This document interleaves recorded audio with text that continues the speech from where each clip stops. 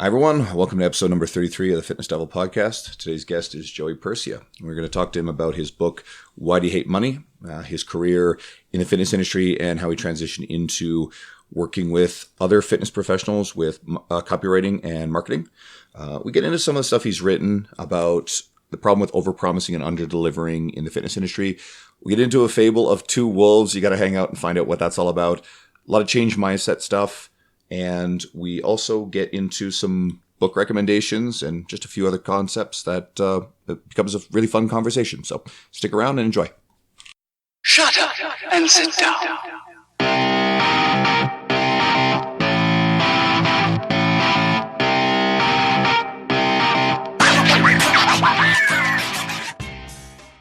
Hi, welcome to the Fitness Devil podcast. Today's guest, Joey Percia, is pretty unique among our guests so far to date. We have a little over 30 episodes, in that he's now a former fitness professional, not currently training and coaching people. But he actually does spend a lot of time working with fitness professionals as a copywriter and a marketing consultant. And we will dig in and draw from some of his fitness wisdom, along with talking about his book, Why Do You Hate Money? Welcome, Joey. Thanks for having me. Cool. So I guess we jump right into this stuff. I'm sure you tell your fitness origin story a lot, but could you at least provide a brief summary of your fitness career and how you transition into your current work helping other fitness professionals?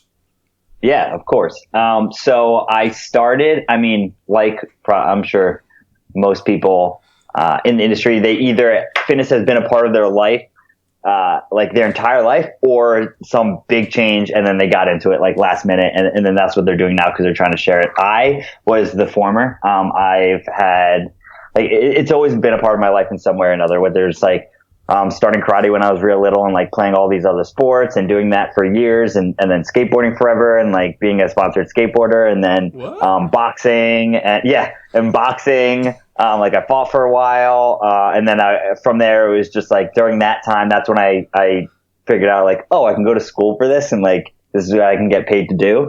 So I went to school for exercise science. I got my undergrad and graduate degree in exercise science.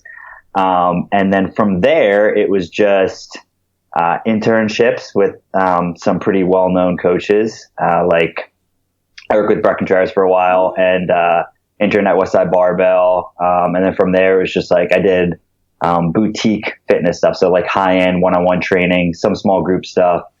And then during that time, I was building my online business, and I did that for a while as well. So I've been around a lot in the industry. Actually, our second guest who's been a Westside intern, we had Jordan Syed on here a few episodes ago, so he's done that as well. You're both Westside. Yeah. That's actually, so when Jordan was interning at Westside, it was the summer right before I was. So that's actually when we became friends, which, looking back, that was years ago now because we were both in college. Who's stronger? But yeah, that's actually how we became friends, because he was interning there and I was yo, bro, I'm going there. It was in a couple months. I'm how'd you find a place to live, basically? Because I had to live up there for the summer, and then we just became really good friends. Who lives more? Jordan. well, now I don't know. I still what was his 4 times body weight his deadlift, or three or four? He did 4 times body weight. Yeah, he's freaky strong for his size. My best was 3.3 or 3.4. It was, my best deadlift was 600. When I was, I'm trying to think what weight class that was. I don't know, but yeah, his deadlift is definitely stronger than mine. That's just ridiculous. Shit. I did the math one time, cause, when I competed and I lifted 6, he was dude, that's awesome. And then I did the math one time and I'm yeah, that'd be it was 700 or close to 800 for me. I'm yeah, we're that's a bit different, dude. You get these freaks. Just crazy. You get these freaks guys like Eric Cressy. Yeah. I felt I was I was gonna explode when I did 6, and I think I'm pretty sure it's one. I competed in 198, but I only weighed 190. I try to tell people, like, when I was powerlifting, it's like everything over 400 is just heavy, and like you just feel like you're gonna explode. No matter, they're like, "What does it feel like to lift that much weight?" Like, it just sucks. It all sucks. It's fucking hard. It's heavy. Yeah. Well, Joey, if it makes you feel any better, my best ever deadlift is a 585, and you know how big I am in relative terms. So you've got me, and I weigh more than you, even if you do look like literally a smaller version of The Rock. So You got bad leverages. what? You Me? got short arms. I don't have short arms. Short for your, like, how tall you are. I suppose. Yeah. Okay. Let's backtrack here. I heard skateboarding. I know that's totally not, but like you were a sponsored skateboarder. Like, did I get that right? Yeah. So I was like flow for I got stuff from DC, like a local shop. That's awesome. So it was sweet. I skated for a long time. It brought me many different places, from like just traveling on my own, and I took a cross country trip with my buddy just to skate, and we ended up like where we just like slept in the car or just met people, like cool dudes, and then we would just like hang out with them and stay at their place and just we skated. It was just like a big trip for like 2 or 3 months, and we met like awesome people, like met people within like the like Quicksilver Company and Crew and like all these other places. So we got to like skate their warehouses, like in the middle of the night. Like it was just crazy being from the East Coast, and it was like you can only skate certain times because it like the weather, and it's just so rugged and it's just so different. And then like over there it'd be like 1 a.m. and they'd be like, "Hey, you guys want to go skate?" And like they call a bunch of their friends and just go to some spot and just skate all night, because like you can do that out there. Well, that was like one of the big things in like a lot of the skateboard documentaries. They all go out to the West Coast and just skate life. Exactly. Yeah. Crazy. Sweet. Let's go back over I guess that's sort of fitness, but let's start talking about things that you're not skating now. You're writing books and doing stuff. We have a lot of trainers and fitness enthusiasts, like we talked about. And you're a marketer and copywriter. So could you kind of explain how your work benefits, I guess, the end fitness consumer, and how, I guess, teaching trainers and coaches to market and sell themselves is actually better for the client in the end? Yeah. So are your listeners mostly coaches, or they're just mostly just fitness enthusiasts? It really seems to split down the middle. We've got a lot of both. Yeah, and then I would say 50-50. What always happens too is, when things get shared on social media, a lot of the people that actually know you first, they are probably going to find their way into this and listening as well. And they're going to know who you are and what you're doing anyway. Yeah. Awesome. So like, basically, I mean, I got in. So if you don't know what copywriting is, it's just a complicated way of saying it. It's just words. So it's like how you communicate a message to someone. That's all it is. Broken down in like the simplest form. It's just communication. So whether you're a coach, or if you're just like not a coach, but you just like fitness and just you have a job in your life, you have relationships in your life, you have things that you do, and improving your communication and the ability to like persuade people benefits you. And I don't say that in a way of like persuading in like an evil diabolic way. Like it's the better you can communicate and you learn how people work and psychology works, you will just live a more enjoyable life. Like that's what it comes down to, because you're able to make yourself happy. You're able to make other people happy. You're able to help other people that you wouldn't have been able to before. And it really just all comes down to communicating a message. Well, one of those things is I was actually reading through some of your blogs, and I've been kind of diving back into psychology. I might go back to school, but I'm like reading it and I'm like, man, this guy knows how to get my attention. Because not that I wouldn't have read it anyways, but I was more interested in what I wanted to find based on how you would structure things. And it's like you said, like, I guess if people tune out because you're not getting your message across, then you don't get to give your message, which hopefully is good. I guess you can go the other way and it can be bad, but... If anybody goes and follows Joey on his Facebook especially, it's really great. Everything that you write is extraordinarily attention grabbing. So it's an application of all the stuff that you're teaching other people how to do. And you're a good follow, so you write a lot of great stuff that is engaging. So any of our listeners who are finding out who you are for the very first time, guys, I can't encourage you enough. You actually really should go and follow Joey, especially if you're a fitness professional, because his content is going to help you guys a ton. And that's why we brought him on this show today. Thanks, man. I appreciate that. So like, I think it's, important. Like the way I write, and like whether it's the content that I'm putting on Facebook, I write that stuff because it's like a part of my life. So like I talk about the things that I enjoy, but then the things that I also know I can help people with. So like we're definitely going to get into like some of because I do talk about like mindset stuff a lot. And it's a lot of it is because this is the stuff that helped me. And the same thing with copywriting and marketing. Like I learned how to do this stuff, or I forced myself to learn how to do this stuff because I told myself I didn't know how to market. And I told myself I didn't want to learn how to market because that was what slimy people did. And they were just screwing people over. And like that hurt my business for a long time. And I wasn't able to help the people that I should have been able to help. Just because of some simple, like stupid thing that like, you know, must have happened to me somewhere along the lines where I decided that was the wrong thing to do. So I talk about this stuff because it was like important to me. And that's like, I'm always learning. Like I know you guys are too. Yeah. And you know, that it's just being curious about life is what,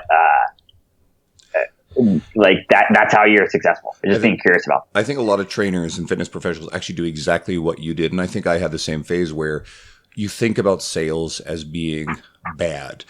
And you don't stop to understand that in the end of the day, you've got people coming to you who may be desperate. They may be struggling with their weight.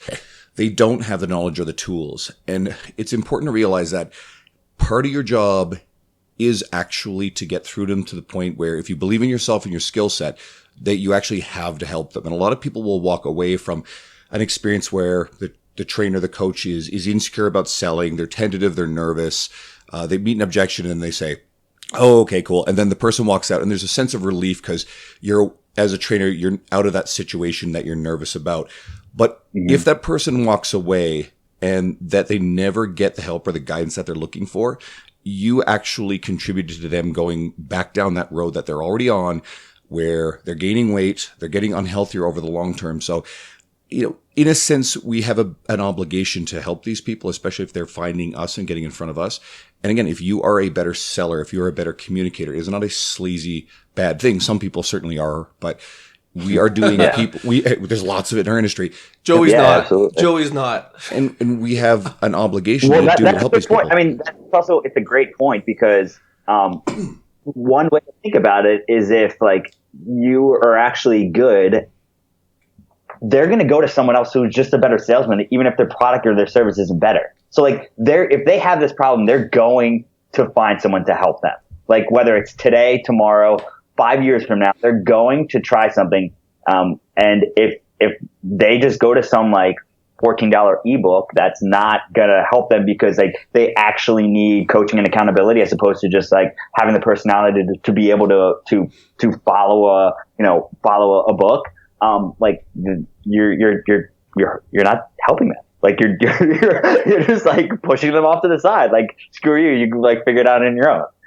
And it's hard to really understand that. And like, it's easy to say that and be like, no, yeah, you have an obligation. And like, you know, like I know selling's not bad. But like on a deep level, if you have some weird, relationship with money and selling, it's really hard to actually understand it. Like it takes a long time. It took me a really long time. And honestly, like I still have that in some cases. Well, and actually, let's touch on that just for some of our, I guess we'll call them trainers that are listening or starting their own businesses. What kind of was that path that you took to kind of change that mindset? Because obviously, I'm just thinking about it here and I'm like, I kind of have that mindset too. And like, I need to get better at it. Like, what was your process for switching over to kind of, I guess, where you're at now? It's a lot. Well, one is funny, like a lot of a big reason I really dove deep into copywriting was because it allowed me to learn how to sell without having to do it face to face. Yeah. Which to me, cause that was the weird part. That was the scary part. Cause I'm like, oh, I can write this thing and I didn't have some problem like writing this and going through the same process. But like when it came face to face and talking to someone, that was harder for me. So that was actually like a crutch for a while. But other than that, it was honestly, it was a lot of the like understanding that I had that weird thing, like this weird belief around it. Yeah. And it was a combination of listening to things like kind of kind of like this, and other people talking about it and like repeatedly saying like, this isn't a bad thing. Like, you know, this is the truth about it. And also people around me being like, dude, like, get your shit together. Like, you need to start doing this better because, like, you know, this is the path that you're going down. Like, you need to help more people. And like, it was really the people around me, like, that was the biggest thing to me. Enough people said it, and you're like, okay. It's like one person says, you're like, yeah, fuck off, and then like literally everyone says it. You're like, okay, maybe it's me. In the end, well, and that's the thing, is realizing like it was just me and like the kind of the way I was brought up, and and a lot of people have that, and it's just I basically have and continue to brainwash myself and like remind myself that that's not good. I think that how do I want to phrase this? If fitness professionals continue to think of sales as a bad thing, they're really just doing themselves a disservice and their potential clientele a disservice, as we went over. I recently read a book, and I think it might have been something that you posted and where I got it from, The Ultimate Sales Machine, Chet Holmes. I'm pretty sure. Did you post that recently? Because I swear that's where I got it. I don't know, but I might have. Yeah. Definitely an awesome book. Yeah, exactly, right? And I mean, it sounds slick and greasy, but when you actually get into the book, it's actually brilliant. It's not about salesmanship or any of the slick sort of stuff that we think it is. It's actually just a lot about building a business and being smart systems and service, which translates into better sales. So it's about changing that mindset.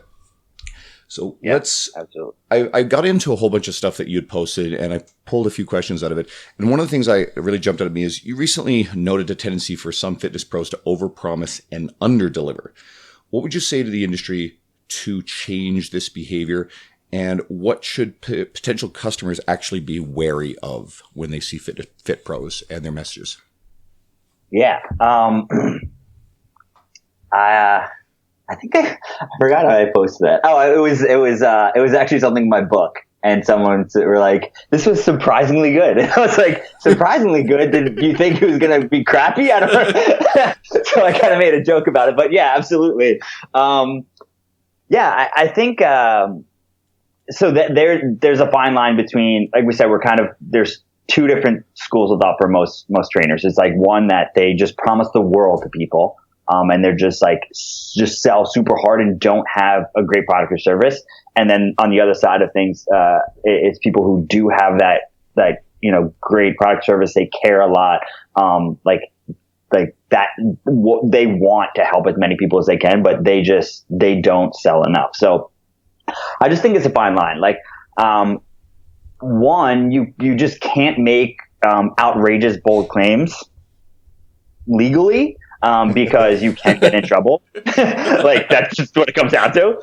That's why you see more, like, as companies get bigger, it's funny, they start putting claims like these results aren't guaranteed, like stuff like that, because when it comes to like the FTC, you can't make those claims. So that's like on the legal side of it. But I think it really, and with sales, it's about showing people, you know, the gap of where they are right now and like their problems, and then how you can help solve their problems. And basically, it's just like the results you can get them from there. So it's not necessarily selling, losing X amount of weight. It's helping them realize the feeling that they're going to get from losing X amount of weight. It's the things that they're going to be able to do that they can't do before. You know, does that make sense? Absolutely, it does. Yeah, like skateboard. Yeah. No. Now, so let's take that a little further. What should consumers really be wary of in messages from the fitness industry? What's the dangerous stuff that should be a red flag? Oh. How do you find the bad ones? That's what he's asking. Yeah. Well, I would be wary of people not sharing stories. Yeah. So like tons of before and afters, and all this stuff, but not actually sharing the story. And because a lot of the time, like, you have no idea what that person went through. Like, you don't know like what their situation was like before. You don't know what their life was like. you don't know any of that stuff, and just seeing like a before and after picture, or just constantly someone bombarding you with before and afters, which they don't kind of talk about their clients, and they don't. I don't know. It's hard for me to explain that. It's like, I think that's authentic. You're missing a lot of context in each situation anyway. One thing I saw in yours was like, we'll talk about stories for a second, but like just to find out like who you really are. You had that one about like, I think it was the tattoo one. And again, like you go deep into that, but like that is a personal story that like a lot of people can relate to. And a lot of these people, if they're motivated by just money and only, they're not going to tell those stories because they're not going to have a story that's going to, I guess, get the people that they want. So they just flash it with all these results and their 6-pack abs. They're not willing to kind of go deeper. Yeah, it's hard because, like, as a consumer, like you can get results from a lot of different programs and a lot of different people, but you have to be very aware of like what the relationship is going to be like. And like I said, it kind of your personality. So going back to like buying an ebook type of thing, if there's this company and all they sell is like ebooks, like if you know you can't, like you have in all the years past, you've had trouble sticking to this program, like you know something's missing. And if you talk to a coach, it's like that for you in this circumstance, it's the accountability, and it's like it might be being in a group environment. It might be, you know, whether it's the accountability of like training in person or online, just some sense. So like if you just go to some like book and just buy that, like that's not going to help you. So I think it's being self-aware of what you need as well. As opposed to just thinking that you're really missing something huge. Like some weird little trick that's going to get you to the place you want to be. Well, that's, I guess a lot of our job is to kind of make people feel self-aware or like that self-realization part of it. Cause yeah, like if they're just following blindly, they're not actually getting to the root of the problem. And I guess like guides or trainers, like if we can kind of point them in that direction, then they're going to be more willing to make a change and make that leap, which ultimately is going to help them. Yeah. One thing that Andrew does a lot of research on this stuff, and I didn't actually find this one, but the fable of feeding two wolves.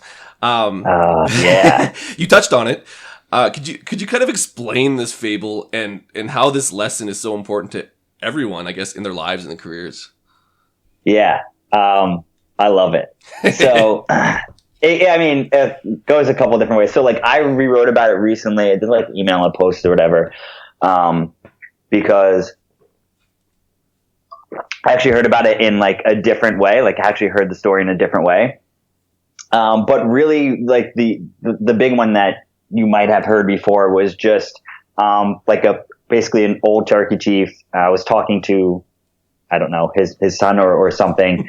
And he basically said, I have a fight going on inside me and it's constant. He said, you know, there's two wolves and one is evil. He's angry. He's filled with regret, greed. He's arrogant. He just feels resentment and he's just like self-doubtful and he just has this huge ego. And then he said the other wolf, he's filled with joy, love, peace. You know, he's filled with empathy and generosity. He tells the truth. He's compassionate, and all this stuff. And he said, you have the same fight going on inside of you. And the boy said, well, which wolf wins? And he simply said, it's the wolf you feed. And that just comes down to, like I said, with everything with mindset, it's just like what you believe and what you are constantly doing and feeding yourself with, whether it's, intaking information, people around you, things you're reading, it comes like, that's who you become is, you know, what you're always taking in. So I just love it. And it's just being like that's the wolf you feed. Like that's, you feed the bad, you turn into the bad. You feed the good, you turn into the good. Oh, I've encountered this in my life, you know, numerous occasions in different venues where, you know, I've channeled energy either in a very big way or in a very, very small way, maybe in a workplace, into negativity, being drawn into other people's negativity and drama and that sort of stuff. And that you look back on those things, you realize that none of that stuff does you any good. Getting involved in the gossip or the drama of workplace. But when you pour your efforts and energy into the positives of career, especially since I left my old commercial gym workplace and I've been out on my own, I've spent much more time around, like obviously Dean and I started this podcast, and the owners of L2, his employers, Lan and Laura, are really great people in some of our community. These are positive, focused people. They're more interested in going to conferences, where you and I met down at Luca Hosevar's Vigor Ground Fitness and Business Summit, which was fucking amazing. And you put those kind of efforts into these type of things, and you're happier. You're putting your career is certainly going to take off for someone who's interested in the fitness industry. And if we go to the enthusiasts on this one, guys, if you're putting your effort into following fitness professionals who have positive messages, if you're spending time around your friends and people who are putting energy into good places, then good things are going to come of that. Well, I think it comes back to that whole idea too of what we talked about, being self-aware.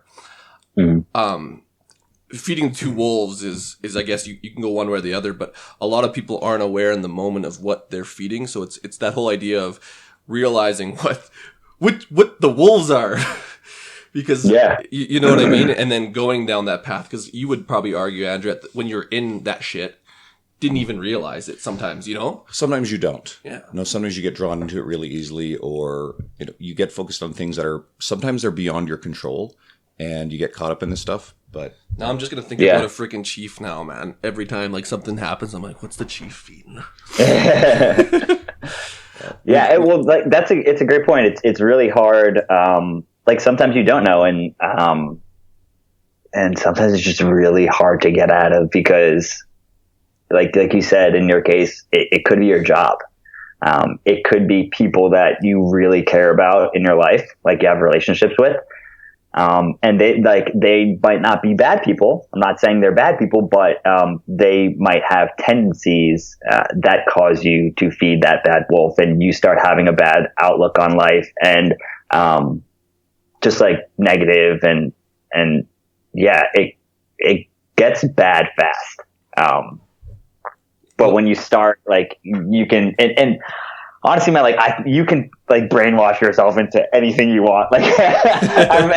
You know what I mean? And it's we start doing that more and start just, whether it's spending time with those people or just, if you can't, I don't like to say it, because there is people around you, wherever you are. They might not be in fitness or whatever, but there's people doing things that you can do, and they can add value in your life in some way. So that's another thing I talk about sometimes, is each and every one of my relationships with people, they add value to my life. And that I don't necessarily mean a monetary value. It's just, they have a quality in them that I enjoy, and that makes me feel better, that makes me better when I'm around them. So, I have some friends, they're super successful in business, and I look up to them and I love being around them because they're just bright minds. And there's other people who are just hilarious human beings. And they just brighten my day, and they just make my life better. And I love the feeling of being around them. And there's other people who just inspire me in different ways. So there's you choose when it comes down to it, it's choose the people around you and what you intake into your life. Make sure you vet that very clearly. Well, we've really danced all over this. So let's take it a step further. A lot of your messages encompass mindset, and a lot of change mindset, self-determination within all of those messages. Would you explain the importance of this trying to make a positive career or life change? Yeah. So I think the reason I try to share that message is because that's something that, it's something I struggled with for a while, and it's the big thing that I try to get across with the messages, with that stuff, is no one's gonna change it for you. You have to do it. So there's a lot of the belief side of things, which we kind of talked about, and it's who you feed, or what wolf you feed, and how you think about yourself, and just the thought of it, like, when people just say, like, just wish it and it comes true. Like, that's not what I'm saying. I'm on the other, like, I'm on the side of things where you need both. Like, you need to do that, but you also need to work your fucking ass off to get what you want, like, get where you want. So it's not like the book The Secret, which I've never read, but people talk about. Apparently, the end of it is you just wish for it and it happens. Which sounds I hate that. Yeah, which sounds like fucking bullshit to me. I actually haven't read it either or watched the movie, but I'm actually, like, super interested in it now, just because I've been. It's funny you say that. I've been so much on the other side of things, where for so long of just like just grind it out, dude. Like, just put your head down, go forward, like, figure it out. Whereas I think there's a lot of benefit on the other side of things as well, as far as, like, mental rehearsal of things, like in sport. Like, I've experienced that in sport. But I didn't do that on the other side of things. I didn't do that with my business. I didn't do that with, just personal qualities that I wanted to learn and things I wanted to get better at. So I think, like, I'm actually more interested in that. Like, I'll never lose the you gotta fucking grind side of it. Like, you definitely gotta do, like, you have to do the work. I get what you're saying though. Like, even when I was playing college football and stuff, like, they would teach you, like, visualization, like, go through winning in your head and, like, go through the catch or whatever it is. And, like, I would agree. I don't think most people do that for, we'll call it, their career afterwards. Like, it's hammered in sports. Like, there's like sports psychology, there's textbooks on it. But, like, when it comes to, like, career and grinding and like goals and stuff, like, you're right that has a huge application for it, especially that self-talk. Positive visualization. Like, Arnold Schwarzenegger's famous for this stuff, and obviously he's an example of success. Mm-hmm.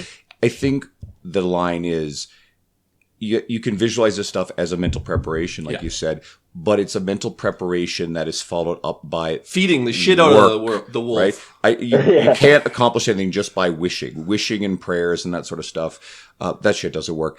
But if all that positive visualization precedes then a lot of work because it's preparation, then it leads to a lot of success. And I think that's fairly well documented. And I even researched, I've read a lot of books that talk about this sort of thing. So I think they go hand in hand, but it's all part of a bigger package.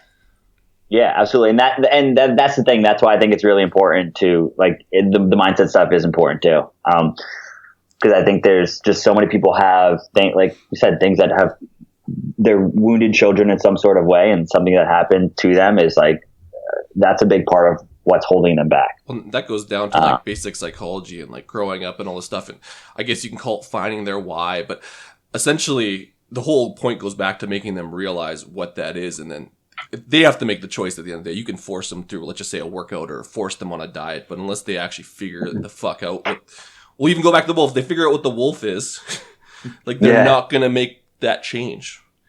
And I guess that's kind of our job, and your job as a writer is kind of just to kind of point people in the right direction to kind of understand what that goal and mindset is. Exactly. Yep. So we had Jordan Syed on here recently, and a funny story it's going through my head is, like, you sound like Jordan. Oh, I've never heard that. I don't know. Totally random. You sound like Jordan. You're not Jordan. They're not dissimilar. Yeah. Both went the West Side. Jordan's a little bit stronger, I guess. 4 times so your work and your media are loaded with positive messages, expressions of gratitude. You guys are very similar in your approach.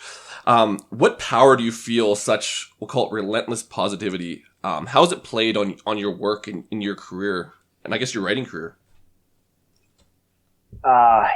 So a lot of those messages I selfishly do for myself. Yeah. Because that is me feeding my good wolf.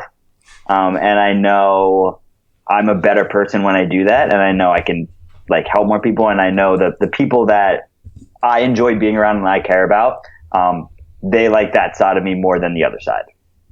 So part of it is that, and, like, me sharing that message puts me around more of those people, and it gets more of those people into my world, as opposed to the bad wolf.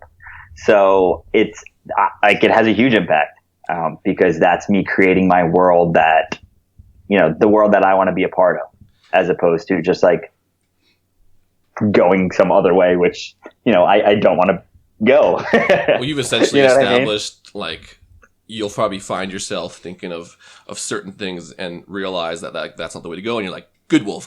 Feed that. It's funny we're talking about this Yeah. wolf. Like, so what we do usually is we'll like write things down during podcasts just to kind of get a title. And like your title is going to definitely have something to do with feeding freaking wolves. And there's going to be you. There's going to be a picture of you feeding like a wolf something. Well, I'm playing with the idea. Well, whatever the graphic comes up with, it's either going to be your face smashed into like Kevin Costner with Dances with Wolves, or maybe it's like Liam Neeson's The Gray. But Oh, it has to be the gray. Yeah, The Gray. Okay, I think we've got it because of course we do this sort of thing. We had Dr. Spencer Nadolsky on recently, and he referred to on his Instagram how someone called him Dr. Fuckwad. That he didn't agree with him, and so Didn't agree with him. Like, we you're took Dr. Fuckwad. Dr. Spencer's face, put him on Doctor Strange, and called the title of the episode Dr. Fuckwad. And it was downloaded massively. And then I saw you were on a podcast recently where you were plugged into the picture on Goodfellas. Oh, yeah. His eyes podcast. That was so funny. I cracked up. I was like, this is the greatest podcast cover I've seen because I love that movie. That's like my favorite. That's my second favorite movie other than Departed. It's such a good movie. Yeah. And so we would go with this, and then we see that someone else did the same sort of thing with you. So it's like we've been just continuing with this trend. It's been fun. It grabs people's attention, and if it grabs someone's attention and gets them listening to you and what you have to say, then it's totally worth it. Yeah, and it's like you said, it's fun. I guess let's even go here. So like, again, we have a lot of fitness enthusiasts and I guess career fitness professionals. Let's kind of dig into your brain on how you can kind of give them something actionable. So can you kind of state one thing that you did or you prioritized within your fitness career that you feel led to a lot of your career success? I know we touched on it a little bit, but just like something that they can take and like, you know what? That's fucking good shit. I'm doing that today. Practice. So both sides, coaching side of it, and fitness enthusiasts just trying to, whatever your goal is, get stronger, add more muscle, get shredded, whatever it is. I think it's practice, and looking at practice as an opportunity to get better. So with all of my, say, copywriting coaching clients, and not necessarily the clients that I'm doing the work for them, and then they come to me, they're like, hey, like, how do I get better at writing? So to preface this, like, I write for a living. That's what I do. I write and I market. I was a terrible writer in school. I hated it. I was not good. My grades were not good. I just didn't enjoy it at all. The way I learned how to get better, like anything, was just practice. Because I'm a firm believer that like everything is a learnable skill. It's just the time and the effort that you put into it.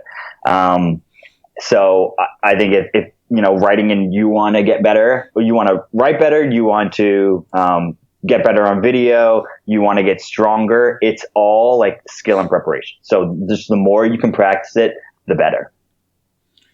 And even if that includes like we just said, the visualization stuff.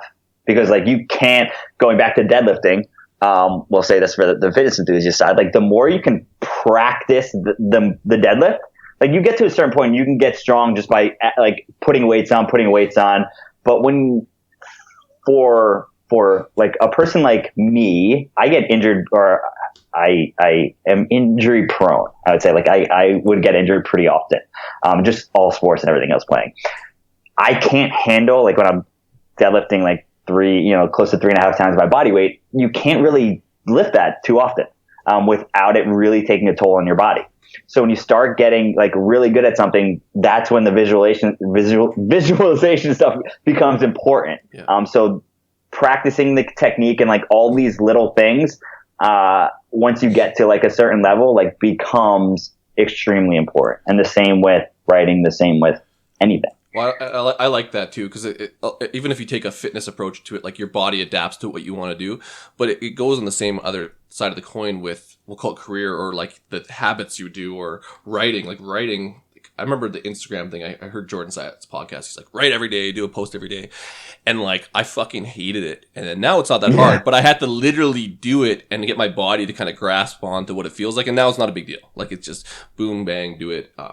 But at the beginning, you have to kind of give your body a reason to change. Make it uncomfortable. it's a learnable skill. Like writing is a learnable skill. Creativity is a learnable skill. Yeah. You just have to learn how to link things together and like find things in your brain. Like it's a learnable skill. The more you practice it, the more you try to do it, the better you'll get at it. So I just had a pretty bad, like through all the stuff that I did for so long, like I've had my fair amount of concussions. I just had a really bad one the first week of February. And I was like, by far the worst one. Like I couldn't get out of bed for a week. Like I couldn't look at my phone. I couldn't read something off a piece of paper for, it was like 6 days. And like I had a lot of time to think, and it was just like, it was scary as hell. I still have some of the side effects. Like I'm not back to, where it was before, but I like throughout that time, things like got wired in some weird way, got knocked weird. And like, it was really hard for me to come up with creative ideas. Like I used to not have, and part of it was, I'm sure like physically something happened in my brain. The other part of it was like, I didn't write for a certain amount of time because I physically couldn't. Yeah.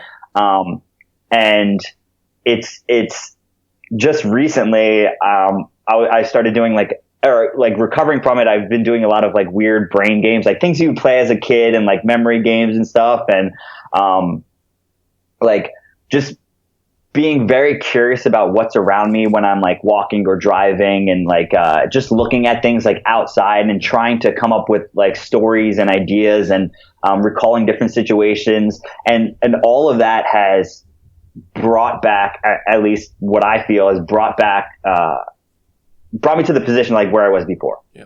Just because like I was like, oh my God, like I lost all this stuff. I can't write anymore. Like I feel like I'm not creative anymore. And then just practicing all that stuff for the couple of weeks, like I saw the neurologist again, like had a follow up just Monday, and he was like, "Oh, you're doing awesome. Like this is great." And I'm like, "Thanks, man." Like, he also did stuff with like made me feel like crap because he had like these tricky games, but yeah, I think it's just like, like you said, it's just everything it's the more you can do it, the better you get at it. Like you lose, the whole, if you don't use it, you lose it thing. I think it's like, you don't physically lose everything, but like it just becomes really hard to do.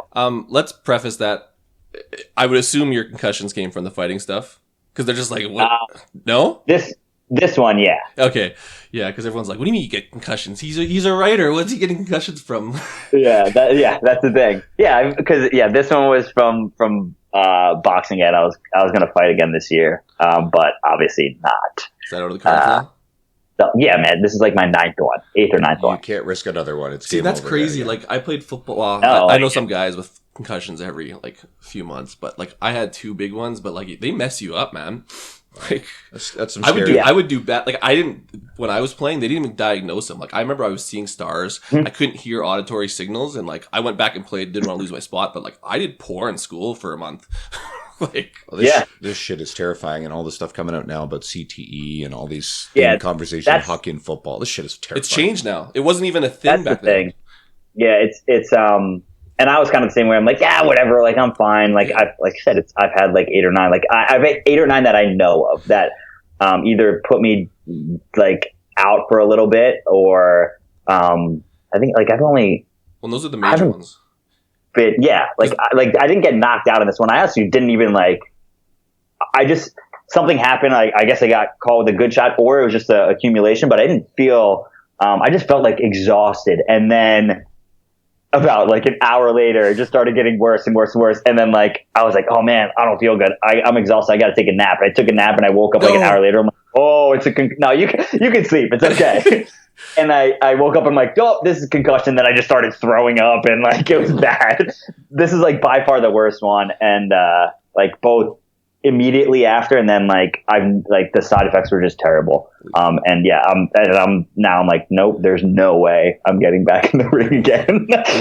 You probably fell on your head a few times on that skateboard too, and that adds into it. I think that's probably the only thing I didn't get a concussion doing. like the worst. I'd say boxing's the worst one.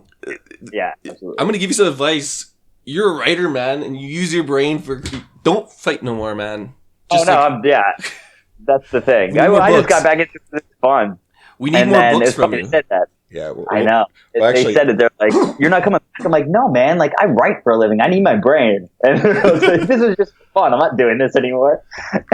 I wanted to grab onto what you said about practice and take it a little further because there's a point to add to it. A concept that shows up in a book. We'll get into books now in a second. It's a book called Deep Work, and he talks about the author about deliberate practice and how you can't just practice something, but you really have to focus, engage, and really push yourself as you practice things. And that's one of the keys to gaining mastery over concepts. And then on top of that, a lot of these books hit on the fact that natural innate talent is a very overrated concept. And a lot of it, again, it has to do with practice, that determination to put into time and effort, grit. Certainly, Malcolm Gladwell's book Outliers also gets into a lot of this stuff too, how a lot of it has to do with opportunity that people get in their careers and life and sport and whatever. But just putting in the time and deliberately practicing this stuff is really the key to success. So if you feel like, hey, I'm not naturally talented or I'm not naturally good at something, that's bullshit. And that's a box you're putting yourself into and it's self-limiting. Instead, embrace and put in effort into something that you find difficult, but you see value in, just like you described your work on writing and copywriting. Well, and there's a third book. There's a third book. Okay, we're going to talk about his book. There's a third book, too, that we're going to talk about. All right, the most important book we're going to talk about today, because we talk about books all the time, is the one you recently wrote, Why Do You Hate Money? Segue. I was like, "What book?" What book? Your book, man. It's pretty much on the top of my to-do list. I've got to go pick up a copy. We just don't have them here in the bookstores in Edmonton. If I don't get one on my flight to Spokane when I go down to Washington, I'm going to order it on Amazon, and it is going to be read right away. But could you explain what the book is about, why you wrote it, and why every fucking person listening to this should move it to the top of their reading queue? Yeah. So the book, the title's Why Do You Hate Money? It's a fitness marketing guide to create content that kills, craft copy that converts, and master the science of selling without selling out. The without selling out is the most important part of it. So again, I wrote the book to help people that were in my situation or in a similar situation of like didn't enjoy selling and just learning and showing them how to be able to write in a way that, like I said, communicates a message to someone and gets them to help, like take an action so they can help them. So it's a lot of it's direct response stuff. So, a lot to buy things or just share your content or, it's a lot. I talk about, I get into email marketing stuff. We do sales pages and sales funnels. So it is written with fitness in mind, but that's just because those are the examples I use. It's like any business can benefit from it. Even if you're not in business, you can benefit from it because it's a lot of the first couple chapters are just basically, there's some of like mindset things that are holding you back from getting your message out. There's other things of just like learning how to become a better storyteller. There's like I talked about using things in your normal life to weave into stories and create some engaging piece of content. So it's, I think it's a great book, and I keep getting messages of people that think it's a great book too. So like we said, it's surprisingly good. Apparently I don't do a well enough job selling it, I guess. We got some reviews on there. You got Amazon reviews, like it's doing well. No, we got a lot. It's like 30 something now, reviews, but the cool part is like what I still love is I get pictures, pretty much every day of people that, get the book and, that's what they say. Like, dude, this is awesome. I can't believe you put all this in a book. And that's cool because it's a great reference too. So, like I have, a ton of templates for headlines and writing bullets, ideas for stories. So it's easy for someone to go back and just like quick reference it when you have writer's block and you can't think of something to write for the day. So, I'm proud of it. I have guys who've been in the industry for an extremely long time, and they were like, dude, I found some real gems in there, and I'm really glad, I got the book. I was like, oh, thanks, man. I appreciate that. Because it's just my perspective, and like that can just completely change. You can hear something over and over and over and over again, but not really understand it because of the way someone's saying something. Yeah. So if someone like weaves a story in that you relate to, or just says it in a different way, like that can just flick a light bulb on. You're like, oh wow, like I actually understand this now. This is great. So apparently that's what I was able to do with a lot of the things. And I'm proud of it. Yeah. What?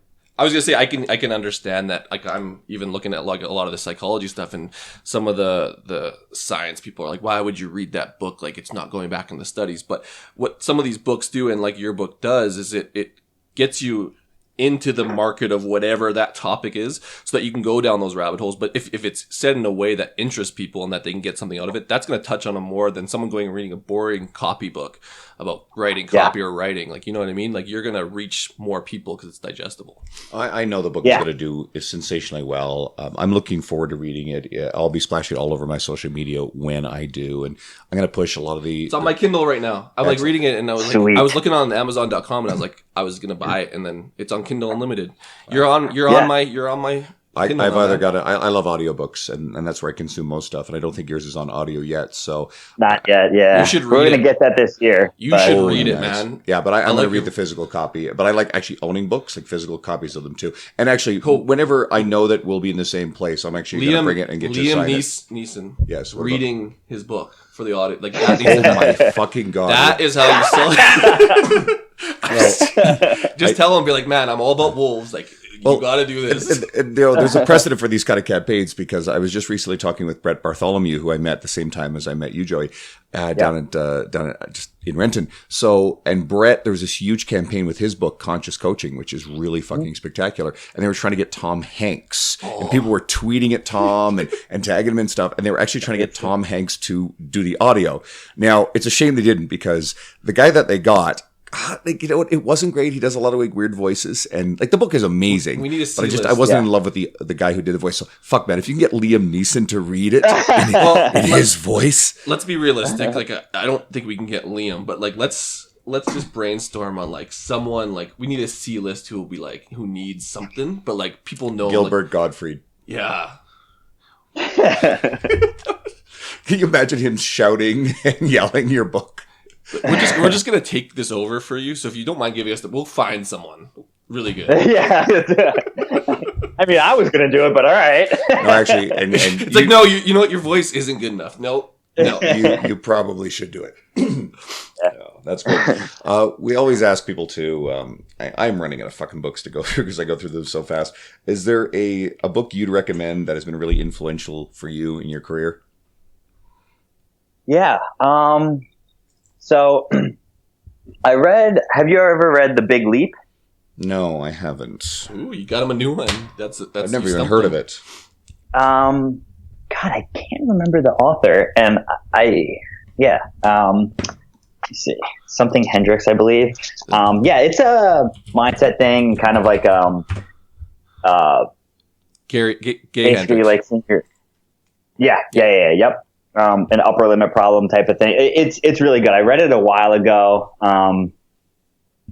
And that kind of was during a big shift in my life. So like, I always like, you know, I love that book and going back to it. I recommend, like, I highly recommend that for people. So yeah, The Big Leap is one. I'm trying to think what else.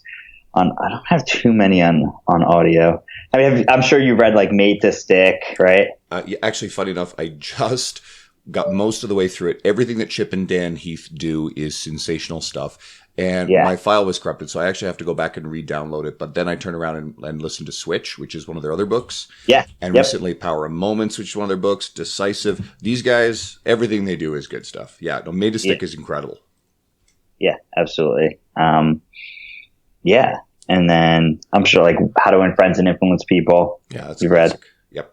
Yeah. That was actually one of the first books I ever read. That was Nice. a non-fiction book. My dad suggested to me when I was probably in my late teens, because I grew up on shit like Lord of the Rings and R.A.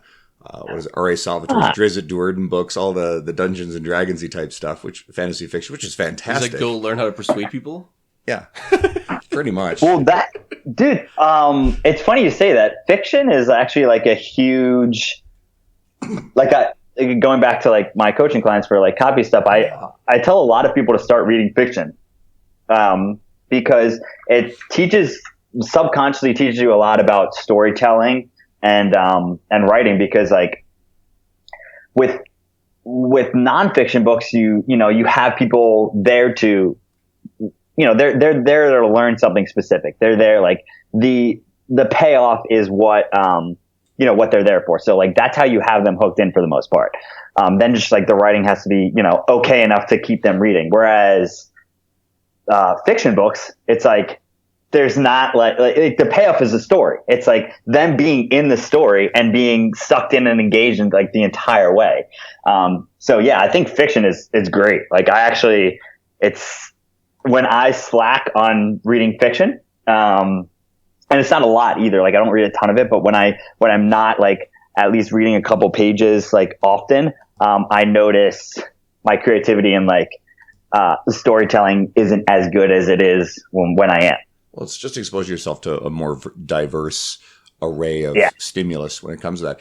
It's actually come up a couple times in our podcast, and I know that John Romanello and a few others have talked a lot about this, and we had Robbie Farlow on. He talked about it. Is reading Harry Potter seems to be one that comes up a lot in the fitness industry. No, there's two things to that. One is exactly what you just said, and exposing yourself to story, well crafted. And Harry Potter may be one of the most successful book franchises of all time, and it was written a very specific way, and there's a lot of lessons in it. But here's another thing too: is it gives you something to talk about with your clientele and other people that's culturally relevant. And if all you're doing is immersed in technical manuals and reading research, then it doesn't give you a whole lot of things to interact with other people and converse about. Because the last time I checked, my clients weren't particularly interested in the abstracts on the research articles that I sometimes get my hands on. Yeah. Yeah. Did you have John on your podcast? No, he's someone that we talked with Robbie Farlow about it, and I basically have a list, a grand overarching list where there's fitness professionals I want to get on. Like I said, I was chatting with Brett Bartholomew, so we're going to try to set something up in June to get him on. He's going to be great. We made the list. We have an anchor guest. If you're familiar with the Fitcast and Kevin Larrabee, he always brings back Dan John for his big episodes. We have Dean Somerset. He was our first. We've set aside episode number 100 for him and shit like that. So we'll keep bringing him back. But so John Romanello is sort of a guest that I'd love to have on. I know that there's certain things he will talk about. He's done so many of these, and we're always trying to bring out something very different in every guest versus the usual appearances. Ask different questions instead of the same pedantic, repetitive shit that doesn't have any character or charisma.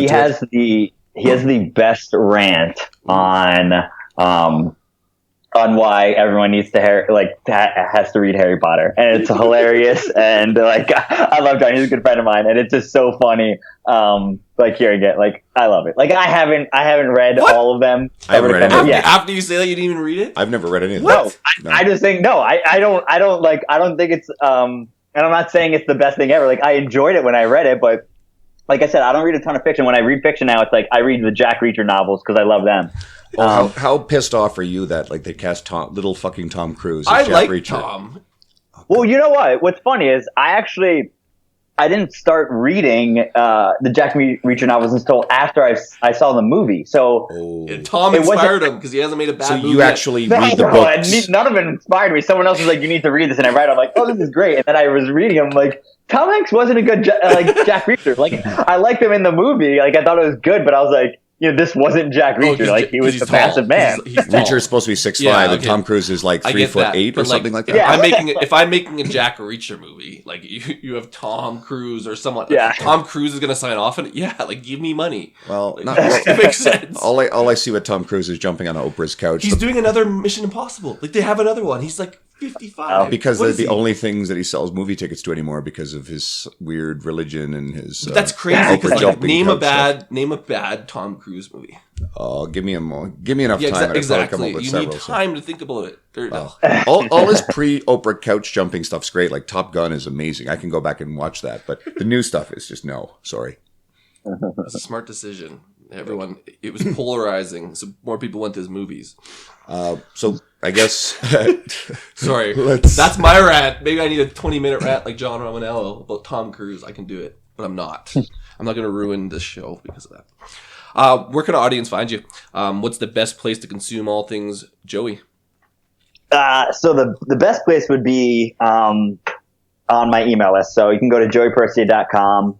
I give you actually my workbook that's in addition to the book, which is fantastic in itself. So that'll bring you on my email list, and that's where I give my best stuff. And then I post a lot on Facebook as well. I'm actually going to go in because I'm not signed up for that. So I'm going to actually go sign up for your email list. No, guys, I made a specific point of bringing Joey on here because, again, a lot of this stuff, copywriting, whatever, might not specifically seem like it applies to, general fitness enthusiasts. He makes it sexy. But I hope as you've been listening to this, you found this one really fun. We drew Joey out a little bit different than probably his other podcast appearances. But most of all, just go and follow him on Instagram. Go and follow him on Facebook. Get on his email list. He's doing really good things, and he's kind of doing something fairly unique in the industry. There's not a lot of people putting this kind of stuff out there. And seriously consider picking up the book, because I am going to pick it up. I am going to read it. I'm looking forward to it. And I really think that there's a lot of positive takeaways here. And I think Joey's going places. I'm hoping you got a book number 2 in the works. Yeah, feed the wolves. No. Feed Not the right fucking now. wolf. Yeah, we'll definitely be writing about some wolves in the next book, probably. So that would get attention, like something to do with wolves, and like they'd be like, "What is this about? Like, how is this going to help me?" But they're gonna see Liam Neeson as like the reading the book. They just get it set up, write a book for it, and then just put me in the reference. All I'm picturing now is that if you've seen the video of Liam Neeson auditioning to be Santa Claus, if you haven't, just Google it, please, right now. It's fucking fun. Oh, it's so fucking funny. He's all serious and like take it. I'm going to find you. I'll know when you're sleeping and all this sort of shit. And he failed. So guys, thanks for tuning into this. If you're one of Joey's followers who's found us for the first time, we've got a lot of really incredible episodes. Maybe scroll through our list and find someone like Dr. Spencer Nadolsky or Jordan. He sounds Jordan. Yeah, Jordan Syatt. If you like Joe's voice, Jordan would be an actor. I've never heard that. They're similar. And, if you like what you see, we're trying to create something a little different than what is already out there for the industry and bring out a side of our guests that you guys don't get to see. And you can share, subscribe, 5-star ratings. That stuff is all valuable. Joey, thanks for coming on, man. We really appreciate it. You've been amazing. Yeah, thanks for having me. It's been fun. Shut up and sit down.